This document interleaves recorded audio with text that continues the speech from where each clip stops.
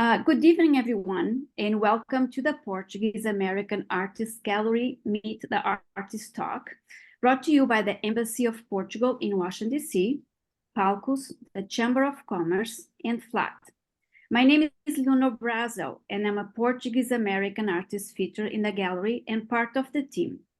Joining me to co-host this session is artist Elizabeth Casqueiro, another Portuguese American artist and member of the Portuguese American Artists Gallery team. This session is going to be streamed on Facebook as well as on Zoom, and the recording can be accessed at a later time. Please feel free to ask your questions in the chat box below at any point of the QA portion of the session at the end as time permits. So I'll start introducing today featured artist, Ramana Vieira. Ramana Vieira is known as a contemporary fado artist. This music is sometimes called the Portuguese blues. Ramana's work captures the sense of fado and well beyond. She performs and records music that ranges from the soulful hunting ballads and catchy playful songs of fado to her own original compositions. Over the course of 20-plus-year musical career and 5 album releases, she has opened for Marisa and headlined at several world music festivals. Performed for the President of Azores, Portugal, at the invitation of Congressman Jim Costa. Her original composition, Unido para Amar, was played at the award ceremony for the 2006 Winter Olympics in Torino, Italy. Her music has been chosen to be featured on TAP Airlines, the flag carrier of Portugal, with over 2,500 nights per week to 34 countries. Her album, Tudo de Mim, was out early spring of 2023. Most recently, her new single, Fado La La La, ranked number 4 for song, and her latest new video ranked number 3 in North America and on the EthnoCloud music platform. Now I'll pass the floor to Elizabeth to start the questions. Thank you, Leonor. Ramana, my first question is, could you talk a little bit about your Portuguese roots and where you live and how you got there? Well, first of all, thank you so much, Palcos, for having me. It's an honor. In the background, I do have David Parker joining me. We're going to play a little bit later for you guys. So my Portuguese roots, both of my parents are from Madeira Island. I'm first generation here in the United States. I was born in San Leandro, California, and I was raised in a traditional Portuguese family, and then we went through an integration and an assimilation, you know, with being in the United States. Or I should say, my parents probably had more of the culture shock. I was quite at home here, of course, because I didn't know any better. But I knew that, you know, we had come from a very proud heritage. I don't know if I finished all the questions. So Yes. Well, sort of a follow-up question is, you sing in Portuguese, so I understand that you didn't maybe grow up speaking Portuguese, so right. How did you learn it? Yeah, so I believe we were speaking it up until I hit the public school at, you know, kindergarten. So it was a language base for me, you know, in my early childhood years, I want to say, you know, from infancy to whenever whatever that was, toddler to about 5 or 6. And then somehow the assimilation kind of became very prevalent, the desire for us to assimilate. So then, you know, there was a power struggle. One of my parents and they argue which one it was, but so I won't mention which one, but one of my parents was saying, well, we're going to continue speaking in the house, and the other parent was saying, well, you know, we're going to speak English only. So there was kind of a battle there. And unfortunately, the parent that wanted the Portuguese lost the battle. So then we just completely left that and spoke in English, which some people, anybody that's out there that's in a bilingual home, I have to hand it to you to continue to do that, because of course we look back now and we go, why didn't we stay with the Portuguese? Yeah. It's actually not an uncommon story. What there's the battle between, do we integrate or do we stay true to our heritage? It's not easy. It's not easy to be in a bilingual home. So did you learn? Did you teach yourself? So then when I started to pursue singing in Portuguese, as well, into my adulthood, I realized I had to kind of put on the training wheels and, seek out, Portuguese professors, which I did. And I must have had at least 5 or 6 really wonderful professors, including Diolinda Adão, which is the head professor at UC Berkeley. I'm not sure if she's there now with the Portuguese Studies Department, but I even went to UC Berkeley for a while, and they would just talk fluently throughout the whole class, and half the time I was so lost. I should say most of the time I was so lost. But I guess that's, you take the training wheels off and you just get immersed in the language, and that's how you learn. And then I went to some other teachers, and so I've had to work really hard for the language acquisition, through my music, because, I take it very seriously. Yeah, Elizabeth, can I just add a comment? I really applaud you, Ramana, because I think it's a challenge for the second generations. And I think you are an inspiration for the new generations that still you don't grow up with the language. There's a way to find the language through the arts or through other ways. So I think you found the language. It's really, and I admire you, applaud you for that. Okay, you get a heart. My heart is full from that. Thank you. Muito obrigada. So Ramana, at some point, I know you're going to be playing a sample for us, but could you first talk about how you classify what you do? Obviously it's not pure fado, it's contemporary. How did you arrive at that? And just talk a little bit about your music. Yeah, that's a great question. And it's an important question, because when I embarked, my first love was theater, and I left the theater to pursue fado music, just simply because I was soul searching for how to stay, out of the starving artist world and really be in a world of maintaining, the arts while making a living here in Northern California, because I could see that if I wanted to pursue theater, for example, I would have to be in New York or London. And I thought, oh, Lord, and I'm not, I didn't feel, I knew that living in Northern California was a really beautiful, blessed state to be in. And so I was soul searching, and then I went to Portugal, to Lisboa, and I was asked on a dare to sing a fado, and I sang Estranho Forma da Vida on a dare. And they auditioned me backstage, the Fado House.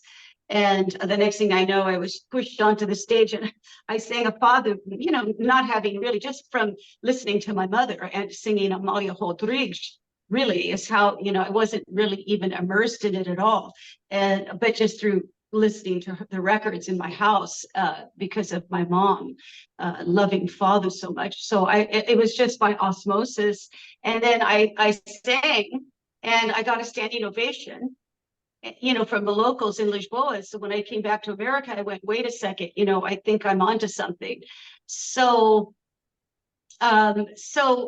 back in those days, there was really not many instrumentalists. There was not like a guitarrista on the corner, you know, or a violin player or a baixão on the bass. You know, the traditional instrumentalists really were very far and few in between, and it was rare. So I thought, well, what am I going to do now?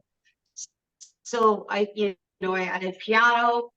I added, you know, who I could into the ensemble. And so I sort of, just by the mother of necessity, I had to be progressive in order to be doing the music. Otherwise, you know, I had to be in Portugal in order to have really the instrumentalists that I needed at the time to do shows. So then I thought, well, okay, now we have a little piano to the music and drums, right? Yes. And at the time, it wasn't cool.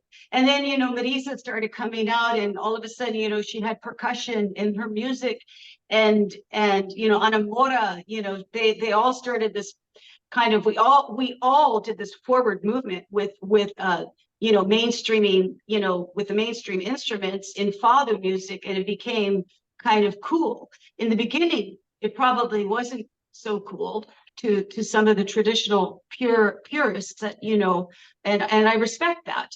And so I can't say I'm a purist. I can't say that I'm a traditional fado artist. What I can say is I'm Portuguese, proud to be Portuguese American, and that I'm a songwriter, really. So that I'm a fado hybrid. That's wonderful. Leonor, did you have a question? Yes, I always like to inspire the new generations, right? I think we have that mission. So what do you recommend to amateur fado singers that are starting and they're not sure how to start the work?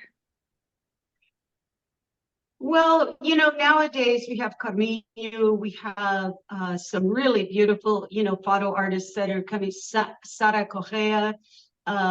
We have some really beautiful artists that are out of Portugal right now. I would say to just, I love Dulce Pontes as well, and Ana Moura. So I would, you know, for any fadista that would like to hear more of the traditional, we just watched an interview of Carminho. So Carminho, the fadista of Portugal, is probably now, you know, one of the most popular, revered fadistas now out of Portugal. I believe she came here to San Francisco Jazz this year, not too long ago. I would just say to get a hold of a fadista that you can completely identify with and listen to them sing. And you know, Carminho is going to be more on the traditional aspects because she just said it herself. She's going to be traditional fado. Some of the artists like Ana Moura they've actually done what I've done. They've progressed into more of their original music, and they started with a fado background, and then they also too have expanded. And it's really fascinating to see somebody like, you know, Ana Moura expand her repertoire, and Marisa for that matter. So, you know, just to get a hold of somebody that's inspirational and listen, and they can contact me for support and advice if they're here in California. I'm happy to help. Great. Wonderful. Yeah. So I have one more sorry, question. go ahead. Yes. Sorry. Yeah. So Ramana, you are very creative because you add other instruments to your presentations, which are not very common. So I'm interested to know who is your audience and how do Portuguese Americans receive your innovations? How do Americans receive your music? I'm very interested. I know you have a public. Damon would like to answer that. Okay. I don't know if hello. Talking to your microphone. It's an honor to be part of this interview, and I want to say that, you know, I do not have Portuguese heritage. I had never heard of fado until I met Ramana. I really dived into it. I really love it a lot. I really enjoy being on her team. So, for example, two of the musicians in the ensemble, we have a guitarist violinist who also plays Yes. a Portuguese mandolin. So it's an instrument we acquired that it is tuned like a mandolin, but it's made to emulate a guitarra. So that's interesting. They both have very strong. They both have a very strong jazz education. And sometimes I have described what we do as fado, somewhat interpreted through the idiom of jazz. But when I say that, I don't want to give a wrong impression. It's nothing like bebop or nothing like that. But the harmony that our guitarist applies to some of the songs, it reflects his jazz education. But he plays mostly the nylon string. We do have another Portuguese in the band. Oh yes, and our guitarist is also he's one generation removed from his Portuguese. So okay, the kind of audience. So it goes from, we're kind of located at the top of the California Central Valley. There is a Portuguese community there. And in the Sacramento, the state capital. So some of our audience are people who are familiar with this music, but many are not, and they're very open-minded. Of course, we have a very large Mexican and Latino community in this area, and I think actually someone who, they probably can't understand every word, but they recognize it as a language closely related. But it's different. Sometimes I've described it as a different kind of Latin music and so I think it resonates with them also. So okay, to summarize, so the people that know the music and there's people who don't. You mean father? We're talking about. Our audience consists of people who know fado and people who don't, and I think they both enjoy it. We have people that have traveled to Portugal that have no Portuguese, DNA or something, anything, and they've just fallen in love with Portugal, and so we get a lot of good. What I find our biggest audience base are well-traveled people. Mm-hmm. Right. That's good. Well, do you want to showcase? We do. Thing now. That'd be great. Yes. I think you did. And let me just say something before you start. If someone has questions on the audience, please send us through the QA or in Facebook, and we'll ask at the end. Thank you. So this song, I call this my urban father song because I wrote it for the inspiration of the young people. I do have a video of this song on YouTube, so please follow me on YouTube. And it's of the people dancing, young people dancing, young people loving, loving life, loving father, and just living the best life.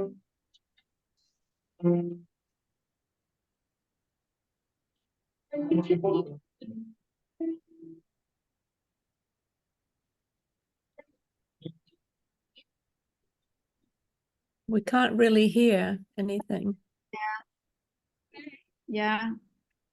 Ramana, we cannot hear the music, unfortunately. You can't hear the music? No, we couldn't hear the piano. What's going Maybe on? if you move the microphone down a bit or something, I don't know. Yeah, that's interesting. We didn't realize that you guys wouldn't be able to hear the music. Is this a Zoom thing that we like a Zoom feature that? Well, we can hear your voice perfectly well. It's just About the smartphones are designed to somehow filter background. Ah, all right. I don't know how they do it. Interesting. Can you put this a little bit? Okay, well, just give us a second. We didn't anticipate this being a problem, but it must be a Zoom feature or my smartphone. All right, we're gonna play it one more time, a little bit louder. Can you hear it? Yes. Not really well. It does Oh, not. wow. It does not honor your talent. But maybe we that's can too hear bad. your voice. You could sing it. Maybe you can. Maybe you can sing, and David can play closer. Sing a cappella, whatever. No, let's try Yeah. it. Can you Let's try do to face? that. We're gonna face- try to mic can- it a little bit more. Actually, I'm gonna put my microphone over here. Yeah, and maybe facing down the microphone. Yep. Okay, so now you've lost me, but can you hear the piano?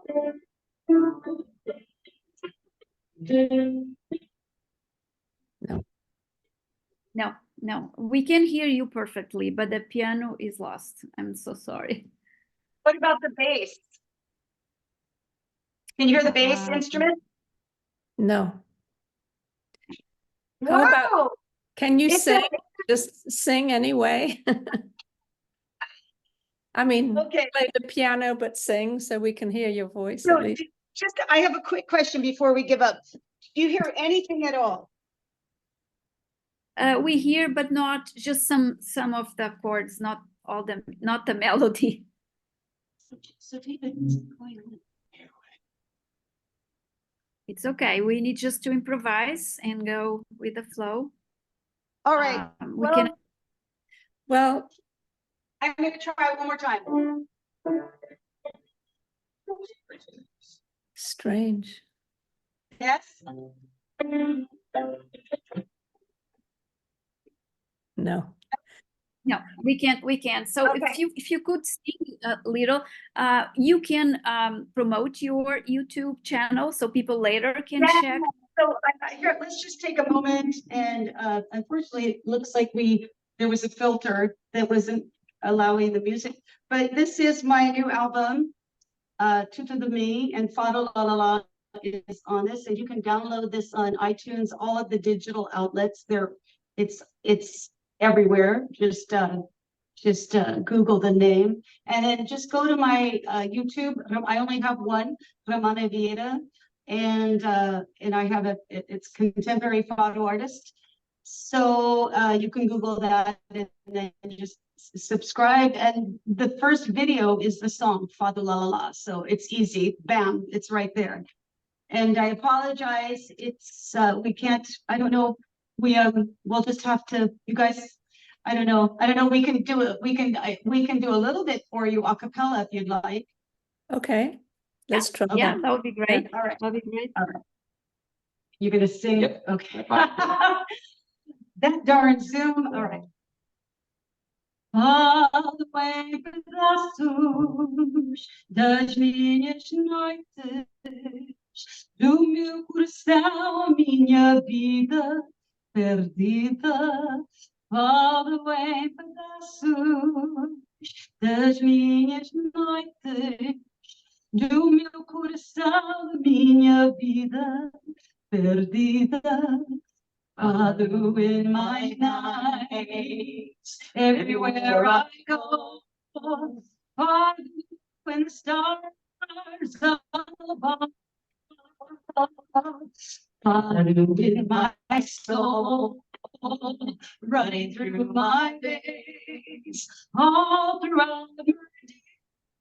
And now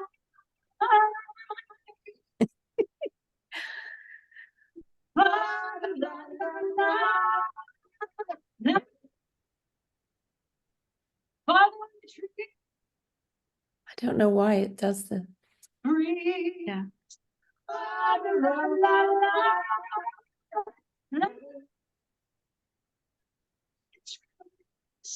Yeah, we can. Yes.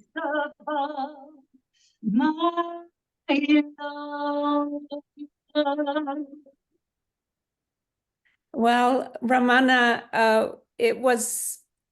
I've heard that music several times, and it's beautiful. Here I don't know why the microphone isn't catching all your voice, but I recommend that the audience really look you up and see the videos, the YouTube videos, because that is a beautiful song. Did you write that? I did. Well, congratulations. It's very nice. Thank you. So, obrigada. we only have a couple more minutes. Is there anything you'd like to say or?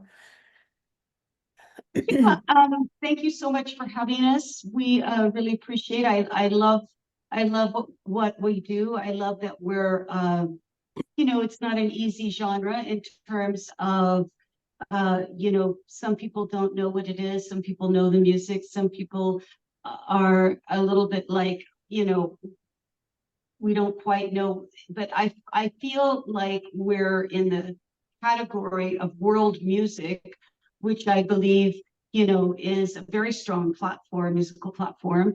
And I'm thrilled to be kind of an ambassador, you know, and so it's something that has fueled me. I've been doing this for a long time. It's not for the faint of heart, the music business. There's a lot of work involved. I have a great team. David came here, you know, so I'm surrounded by a great tribe of people, and I love what I do, and I have a lot of passion. So just support us. Go on to the website and social media, find me, and say hello, and I'm here if there's any questions.